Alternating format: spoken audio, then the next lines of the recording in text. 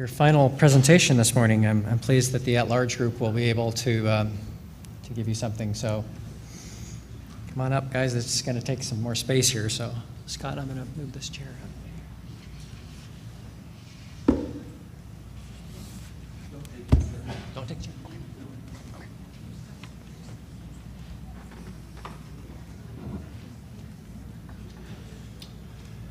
Now, I'm wondering if among the six of us, we should just pass the microphone. Yes, we can do that. Having to bounce up. We can pass the microphone. I do have some notes. Okay, let's see. I have one suggestion before we start. Many of the groups for their final presentations did a kind of more elaborate or more developed presentation. There were a couple of groups that did a kind of truncated or maybe summary version. And so one suggestion that I have just in terms of posterity is that if it suits your group to maybe combine those slides if you did a kind of truncated version, but that's just a suggestion. So we're the at-large group, and first let's introduce ourselves like the other groups did. Hello, I'm Susie Skomal, President and CEO of Bio1. I'm Nina Collins. I'm a reference librarian at Indiana Tech in Fort Wayne. Mark Ware, publishing consultant. Dave McColgan from Artifact and Innovation Company. Cindy Escobar Alvarez, the Touristic Charitable Foundation. Conchetta Seminara, Editorial Director for Social Science and Humanities Journals at Routledge Taylor and Francis, U.S. Scott Bluchek, University of Alabama at Birmingham. John Warren with George Mason University.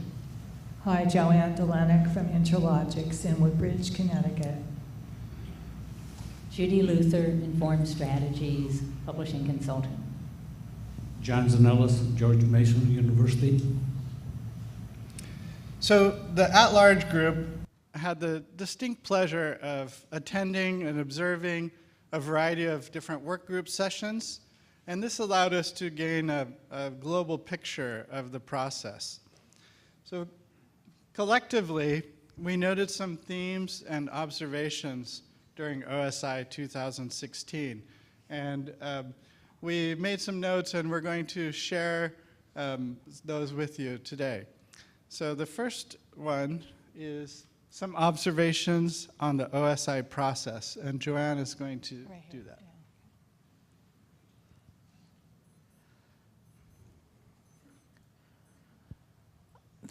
We call the first of our category of topics here the OSI process. And this discussion produced 22 stickies, which I propose as a metric.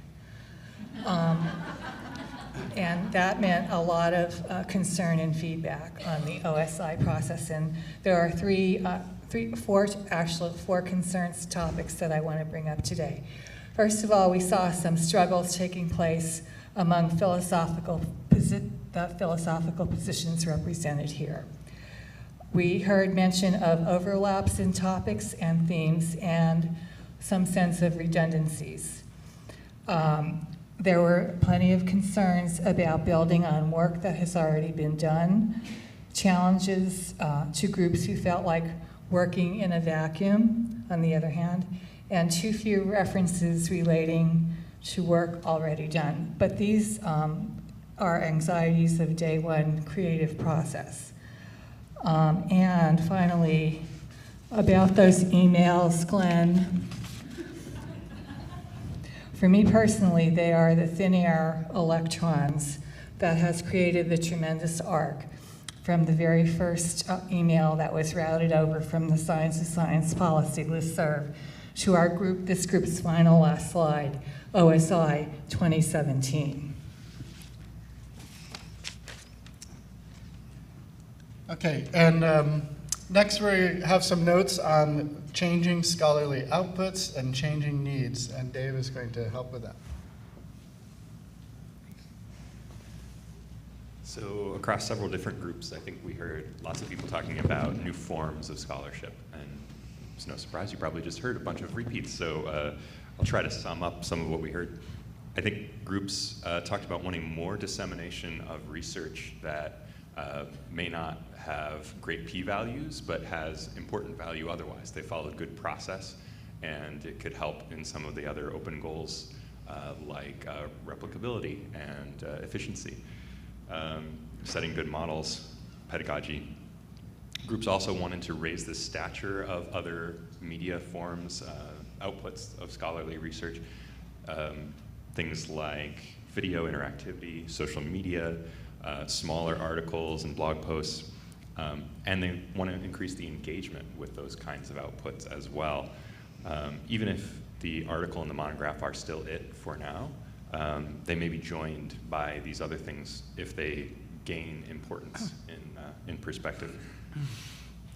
There's the sense, of course, that data will be part of more and more research and that it'll grow in importance, but also that we may need to do better in making it useful to other people. And are the article and monograph still the most important? Yes. And also we should be doing more to make them modern. There's a lot of potential, for example, mentioned in terms of more descriptive and inclusive credit, beyond authorship and acknowledgements, making peer reviews themselves, maybe the reviewers available. And my personal passion as well, I heard groups talking about making them living documents, but I think this goes beyond responding to the need to update or make corrections in version, but actually to make them more engaging and interactive, responsive, make them different depending on whether you're reading them now or in 5 years, so that they relate better to the research context they're being read in.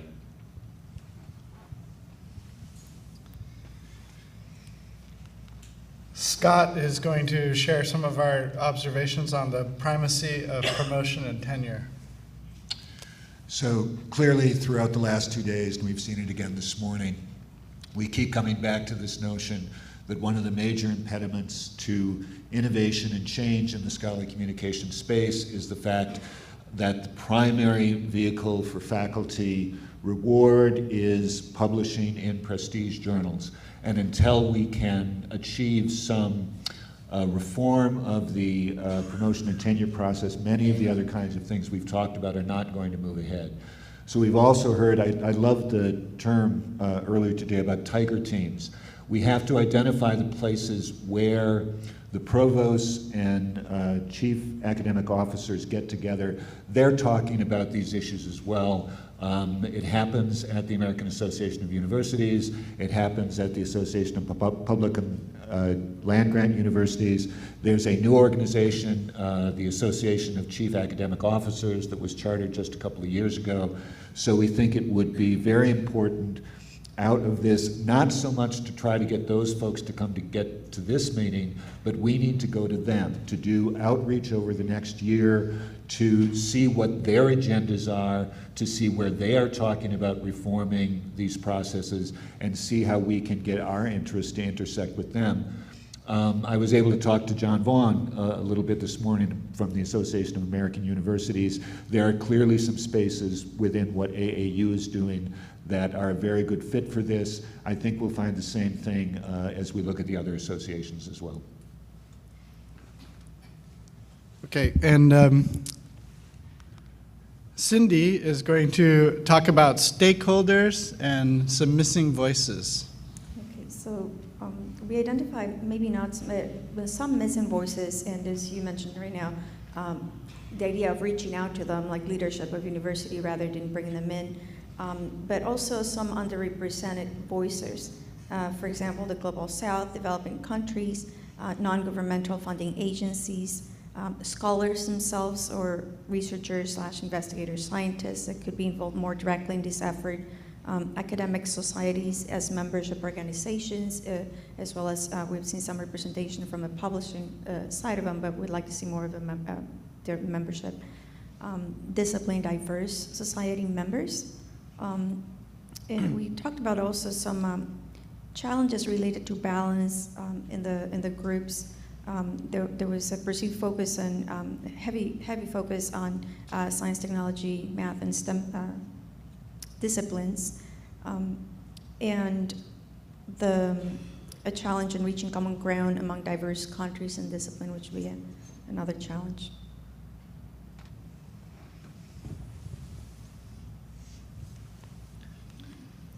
And Judy is going to talk about the influence of impact.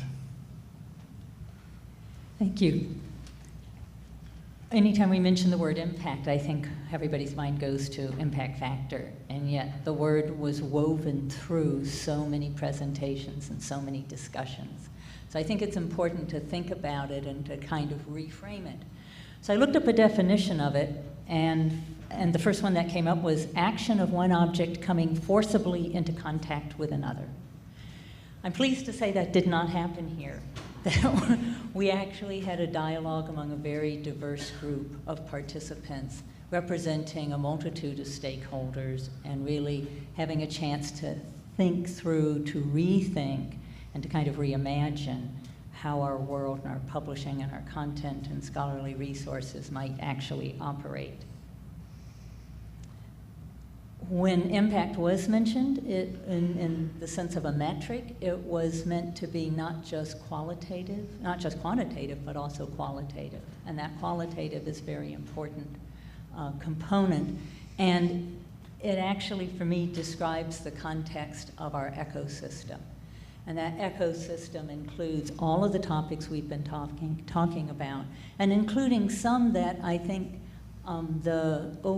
this group, the at-large group, may have referenced but weren't actually topics of sessions. And one of those is societies as an organization and the fact that their members are the faculty who are authoring the content, and that when they're here, when the representatives of societies are here, they're often the people who are involved in publishing rather than the society holistically, and the impact of publishing on that society is not necessarily a theme that emerge. So as we look ahead, there are going to be other topics and themes that will be woven into this conversation about the ecosystem.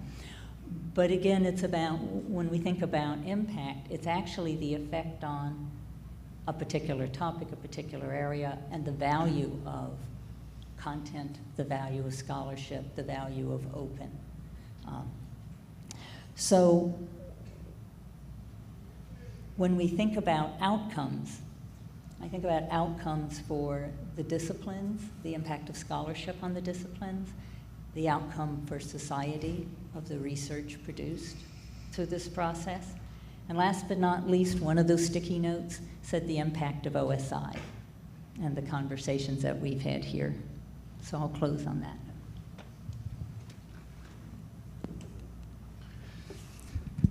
And finally, I'm going to share some of our notes and observations about moving forward.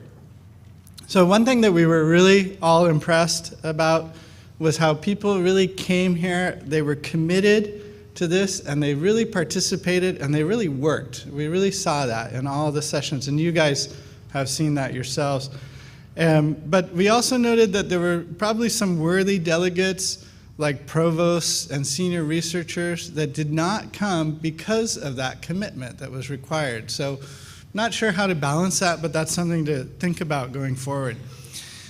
We noted a need for collective action, such as crowd share, collaborating between groups, trying to tell a single story. So that might be something to work towards. A need for better communication and idea sharing between sectors of the ecosystem.